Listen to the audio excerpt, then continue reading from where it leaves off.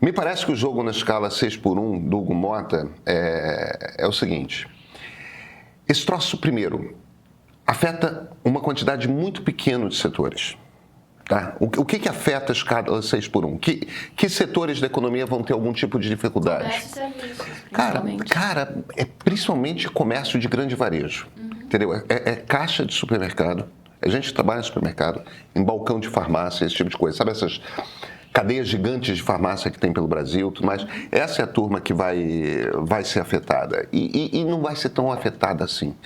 Não tem tantos brasileiros assim que estão na CLT e na escala 6x1. A CLT permite isso, mas a quantidade de pessoas que está na escala 6x1 é muito pequena. É muito pequena. E, em geral, é um trabalhador que já tem uma alta circulação. Ele não fica no mesmo emprego durante muito tempo, até porque ganha muito pouco e por horas massacrantes. Senão as pessoas ficam 8 meses e saem. Quer dizer, não me parece que exista uma resistência gigante, mesmo por parte da direita, a essa altura do campeonato, com essa pauta. O Hugo Motta está tentando roubar um pouco do Lula a coisa. Talvez tenha um pouco disso. Eu não sei como que ele consegue, porque a coisa, obviamente, está identificada com a esquerda. Eu não sei como que o presidente da Câmara dos Deputados conseguiria dizer, fui eu. Não foi. Não foi. Não foi. É a Erika Hilton. Essa pauta é dela.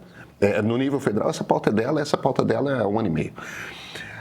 Agora, é claro que esse negócio ofusca um pouco o momento em que ele diz que não vai abrir CPI do Banco Master, né? E essa me parece o principal ponto aqui. Ele jogou meio que um bode ali na história para dividir a atenção no meio do ruído, para ninguém ficar batendo na coisa do Master. Professor. Eu acho que tem muito movimento aí, é interessante. Acho que o Pedro tem um ponto colocado, que assim, eu não creio que o Hugo Motta calcule que ele será o pai dos pobres ou será o dono da proposta. Porque, de fato, é uma proposta inegavelmente identificada à esquerda, que vem sendo mobilizada pela esquerda nas redes, que é identificada com movimentos da esquerda. Então, acho que não é essa questão. E é particularmente uma coisa do PSOL, inclusive, mais do que o PT, né? Do Rick, aqui no Rio, da Erika Hilton. Então, o movimento... No início, a reação do governo foi dizer que, calma lá, deixa que as categorias negociem com os sindicatos, né? Depois que acabou abraçando. O que, para ser justo, mobiliza um PT meio das antigas, né? Que era um PT que sempre gostou de apostar num certo padrão de negociação dos sindicatos fortes com os empregadores, mas que durante o tempo mudou um pouco o padrão de mudou completamente o padrão de relação do CLT com a Constituição, mas que tem um tipo de trato que por vezes descamba ou recai nisso. Então não me parece que seja um ponto. Me parece que tem 2 movimentos do Hugo Motta aí colocados. Um o Hugo Motta, ele luta contra a própria irrelevância, né? Enfim, ele quer ser alguém que tem relevância no cenário político, né? E ele tem um cálculo que ele já falou e que ele parece demonstrar de que a relevância passa quando ele consegue, digamos, dar um lucrável na ferradura, não é isso? Quando ele consegue fazer um movimento que é mais alinhado para o governo e um movimento que é mais alinhado para a oposição e por aí vai. Então, acho que é mais um modo dele cobrar um pedágio, por um lado, para o governo, já que ele trouxe uma dificuldade a mais colocada, e um modo dele, digamos, tentar se colocar como, digamos, independente perante governo e oposição, do que uma ideia dele ser o dono da proposta. Eu acho que a busca é mais por relevância do que a busca por uma identidade política vinculada aos direitos dos trabalhadores. Eu acho que tem também um cálculo, aí tem um ponto que o Pedro trouxe. Eu acho que eu não consigo mapear, sinceramente, tão bem o quanto de resistência gera, né? Já houve algumas manifestações na grande imprensa criticando e falando aquela velha jargão colocado, o salário mínimo aumentou 180% nos últimos anos, a produtividade aumentou 30%, então, por mais que seja interessante você trazer mais algo sem aumento de produtividade, trazer mais um encargo, enfim, esse discurso circulou e circula, né? Se você vai ter lobby organizado no Congresso por parte do empresariado, não é isso? Para limitar isso, não está claro para mim, sinceramente. Agora, do ponto de vista das elites políticas, tem algo muito colocado. É uma pauta muito popular, né? Claro. A taxa de aprovação em todas as pesquisas que eu vi está acima de 70%. Ano eleitoral, Dificilmente alguém vai pegar uma pauta que 73, 74% dos brasileiros dizem apoiar, perguntar de supetão, não é isso?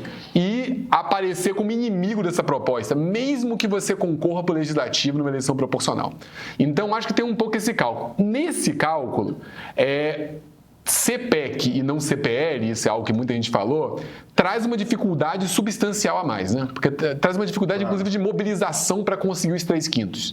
Então, ele pode, por um lado, estar, digamos, criando dificuldade para vender facilidade, e, por outro lado, ele pode estar oferecendo para partes das elites políticas que não têm tanta simpatia pela pauta, um caminho que não crie tanto atrito com essa base. Fala, olha, tentamos colocar a PEC é mais difícil, aí quando o governo propõe o PL, você fala que o PL está atrapalhando a PEC, e aí demora a apreciar o PL. Então, assim, dado que o tempo do ano eleitoral é muito valioso, e que daqui a 9 meses e tanto a gente está na eleição, eu acho que isso, por um lado, dá uma centralidade ao Mota e permite movimentos diversos para ele, inclusive sondando essas elites políticas, inclusive sondando parte do empresariado, sondando as centrais sindicais e por aí vai.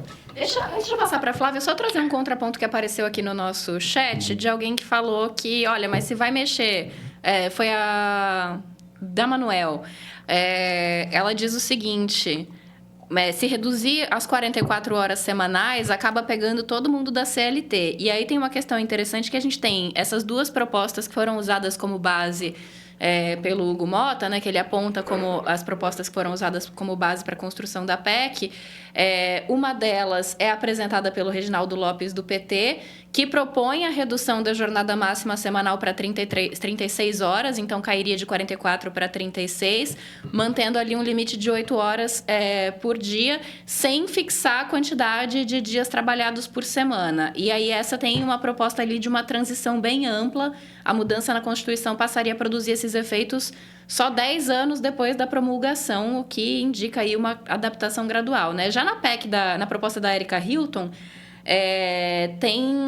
ela estabelece expressamente uma jornada de 4 dias por semana, também limitada a essas 36 horas semanais.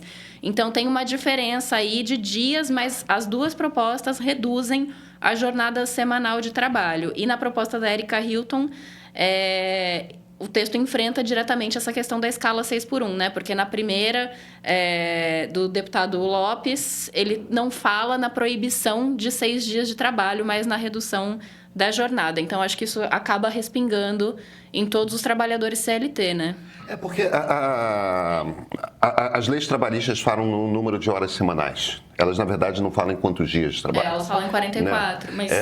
por exemplo, ninguém sabe exatamente quantas pessoas são que têm contratos de 44 horas de trabalho, tá? Ninguém sabe.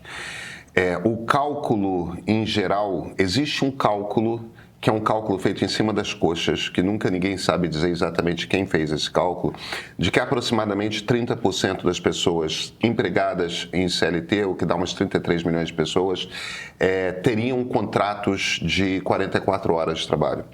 Nós, jornalistas, em redações, quando somos contratados em CLT, nós temos contratos de 44 horas de trabalho. Mas aí você se vira e fala, mas a gente trabalha de segunda a sexta, como é que pode? É que a gente dá um plantão, em geral, de um fim de semana por mês.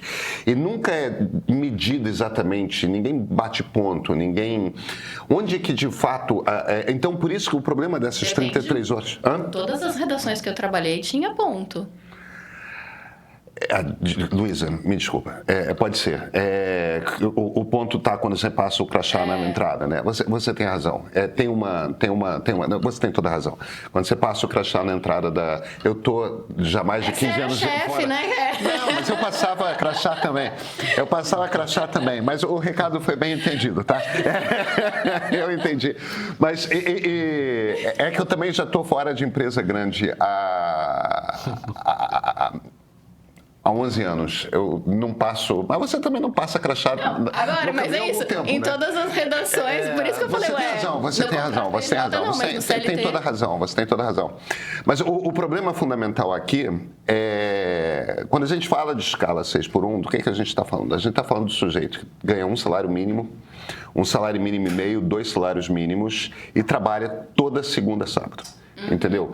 Que aí do que a gente está falando? A gente está falando justamente desse mundo que é o caixa de supermercado, a gente está falando do balconista de farmácia, a gente está falando de quem trabalha em bar e restaurante, entendeu?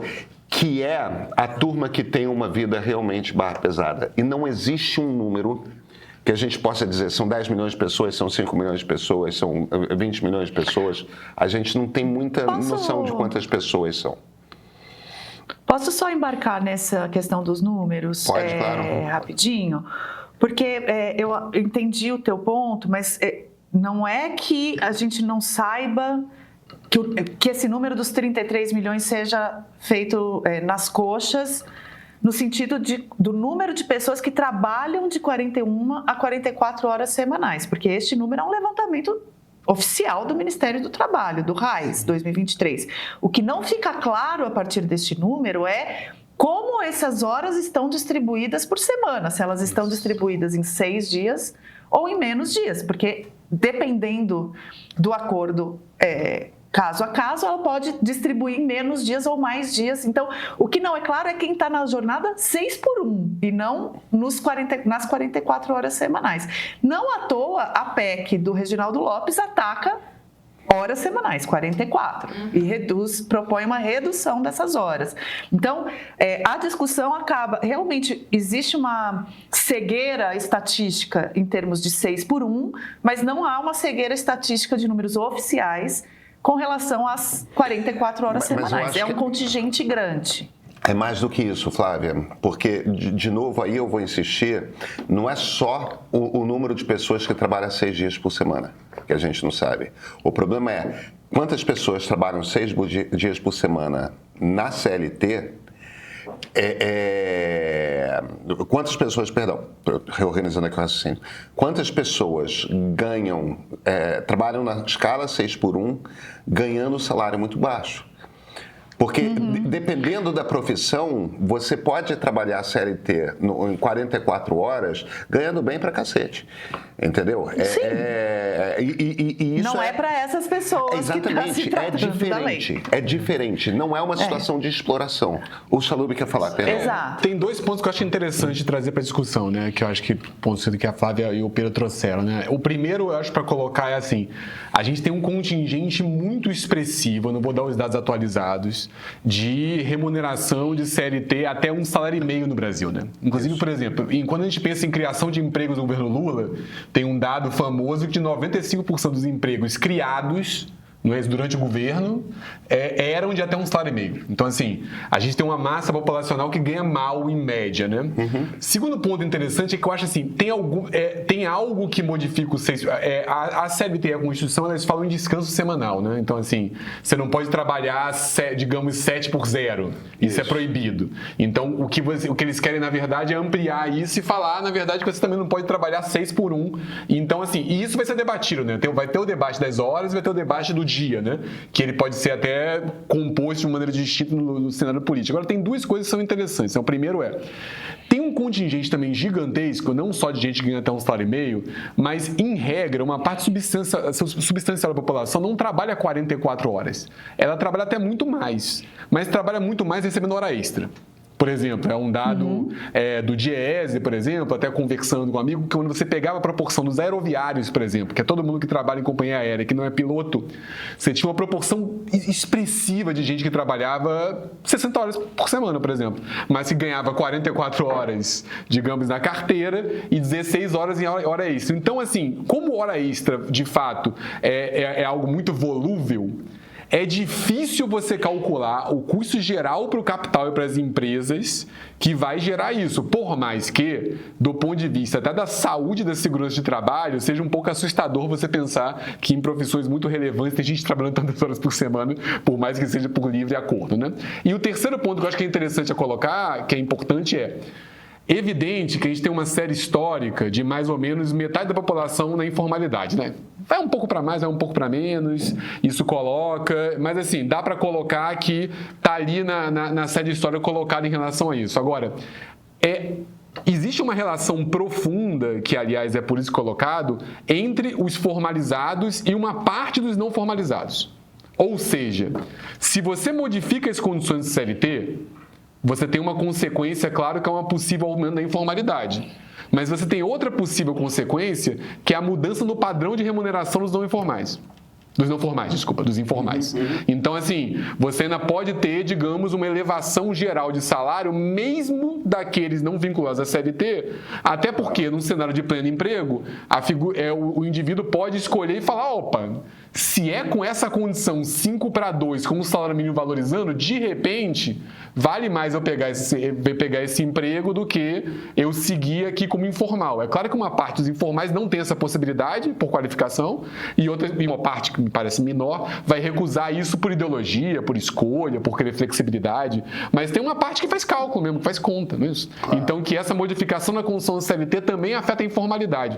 Tudo isso para dizer que, por mais que seja algo que melhora a condição de trabalho, uma mudança dessa escala, por mais dados que tenhamos hoje, não é isso? Ela gera as boas e velhas consequências da não intencionalização. Ela pode gerar consequências que a gente não prevê um pouco, que podem ser, em regra, majoritariamente positivas, por mais que a gente possa ter aqui um ponto ou outro de, digamos, complicação que por vezes é enfatizado. Então, é um debate que tem que ser qualificado, por mais que ele aponte num cenário que me parece interessante, dadas as condições de trabalho, e só isso para acabar, média no Brasil, né? Número de acidentes de trabalho, padrão de remuneração e por aí vai. Assinei o MEIO. Trabalho com comunicação política e o MEIO tem sido simplesmente perfeito na minha vida. Ajuda muito no dia a dia. Não me arrependo nem um pouco de ter assinado. Parabéns a todos pela pesquisa MEIO Ideia e pela excelente matéria da edição de sábado. Esses comentários dizem bastante sobre quem escolhe o MEIO. Gente que não quer só acompanhar a política e sim entender o que está acontecendo de verdade. E em ano de eleição, olha, isso faz toda a diferença. O MEIO Premium é para quem quer sair da reação automática e ganhar leitura de cenário. Para quem quer informação bem explicada, sem gritaria, sem culto e sem ficar preso à própria bolha. Um dos pilares disso é a pesquisa MEIO Ideia. Ela é mensal e ajuda a ter o pulso, sabe, da eleição,